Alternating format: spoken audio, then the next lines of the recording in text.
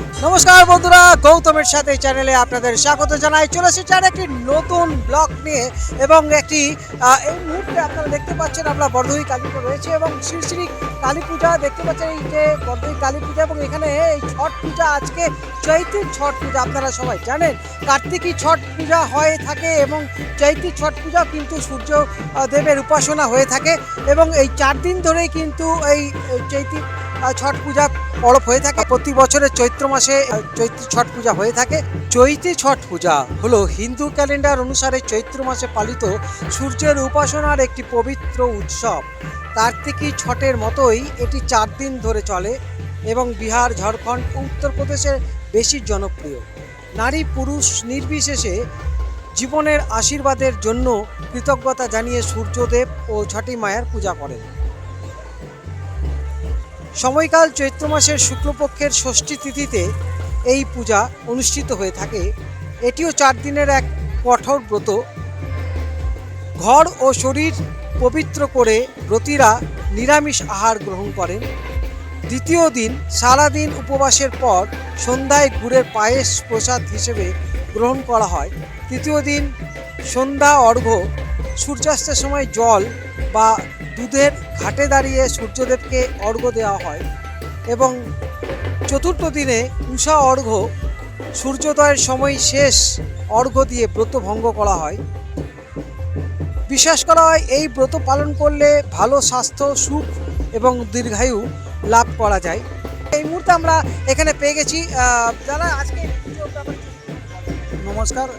हम लोग का ये जो चैती छठ पूजा है, ये जिस तरीक़ा से कार्तिक छठ पूजा बहुत ही धूमधाम से मनाया जाता है, उसी तरीक़ा से ये चैती छठ पूजा जो कि हमारे आस्था का एक महापर्व है, इसमें भी देखा जा रहा है कि दिन प्रतिदिन श्रद्धालुओं की संख्या बढ़ रही है और लगातार श्रद्धालुओं की संख्या बढ़ती जा रही है, जिसके कारण हम लोगों ने घाट का भी विस्तार किया है। इस बार लगभग अभी जो शाम का जो भीड़ देखा गया, तकरीबन 5 से 6 हज़ार लोगों का भीड़ यहाँ पे उपस्थित है। कल सुबह इससे ज़्यादा ही भीड़ होगा, क्योंकि अक्सर देखा जाता है कि सुबह के टाइम वाला जो होता है उसमें ज़्यादा भीड़ होता है, क्योंकि सब पूजा भी छठ पूजा के साथ साथ यहाँ बरदई काली मंदिर में भी आके पूजा करते हैं। तो कल इसका लगभग 1.5 गुना भीड़ होगा, 8 से 10 हज़ार का भीड़ होगा। और हमारे कमेटी के तरफ से कल प्रसाद का भी आयोजन किया जाता है, तो उसको भी ग्रहण करने के लिए दूर दूर से लोग आते हैं प्रसाद को ग्रहण करने के लिए। ये चैती छठ पूजा बरदई काली में यहाँ पर कितना साल से हो रहा है? ये बहुत दिनों से हो रहा है, इसका कोई एग्जैक्ट अभी डेट और ये ईयर नहीं बता सकते, क्योंकि जब से बरदई का अस्तित्व आया हम लोग अपने मैंने पूर्वजों से, अपने बाप दादाओं से सुनते आए हैं कि यहाँ इस मंदिर के सामने, इस तालाब के सामने हम लोग छठ पूजा करते आए हैं और वो परंपरा अभी तक चलते आ रही है और आगे भी इसी तरीक़ा से यहाँ बड़े हर्षोल्लास से ये चलेगा। कार्तिकी छठ पूजा और चैती छठ में कुछ फर्क है क्या? एक ही है ना, दोनों एक ही है, सारा कुछ एक ही जैसा होता है, जितना भी विधि विधान होता है सब सेम होता है, कुछ खास अंतर नहीं है। ज़्यादातर कार्तिकी छठ पूजा में पालन ज़्यादा करते हैं। जी जी, इसमें ज़्यादा पालन किया जाता है। भीड़ लगभग कार्तिकी छठ पूजा जो होता है उस पे ज़्यादा भीड़ होता है, लेकिन अब देखा जा रहा है धीरे धीरे इसमें भी इसी तरीक़ा का भीड़ आ रहा है। जो कार्तिकी छठ पूजा में पालन करते हैं वो चैती छठ पूजा में भी पालन कर सकते हैं। जी जी जी, वो भी कर सकते हैं, दोनों कर सकते हैं। सब अपना अपना सबका इच्छा है, सबका जिनका जिनका जो भी अपना प्रार्थना करते हैं या जो भी इच्छा करते हैं पूर्ण हो जाने के बाद छठ मैया का व्रत अपना हिसाब से सब रखते हैं और करते हैं उसको। তো এখানে সিনিয়র সিটিজেনকে আমরা পেয়ে গেছি।